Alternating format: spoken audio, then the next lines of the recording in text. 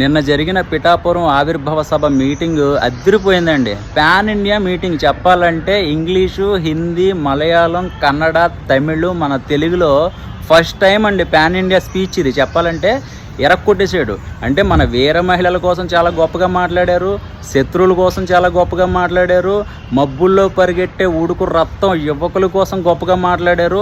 ఎక్కడ లేకుండా పాయింట్లు ఎవరికి ఎక్కడ తగలాలో అక్కడికి నీట్గా క్లియర్గా ఇచ్చేసారు అనుకోండి. 11 గంటలకి సభ ముగించేశారు. 11 సంవత్సరాల తర్వాత సభ పెట్టారు. మాట మీద నిలబడే మనిషి అండి మన పవన్ కళ్యాణ్ గారు. కానీ స్పీచ్ మధ్యలో చాలామంది ఓజీ అని చాలామంది డిస్టర్బ్ చేస్తున్నారు. ఆయన పొలిటికల్గా కొంచెం బిజీగా ఉన్నారు కదా.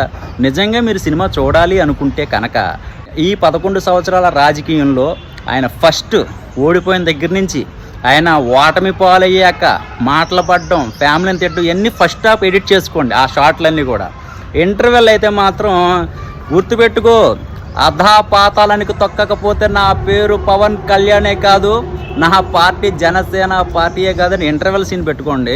క్లైమాక్స్ అయితే మాత్రం మన కూటమి ప్రభుత్వం ఆ జనసేన జెండా ఎగరడం క్లైమాక్స్ పెట్టుకోండి. ఈ షార్ట్లన్నీ ఎడిట్ చేసేసి దిల్ రాజు గారిని ప్రొడ్యూసర్ పెట్టుకోండి. సినిమా ఆడకపోతే నన్ను అడగండి, అంతే.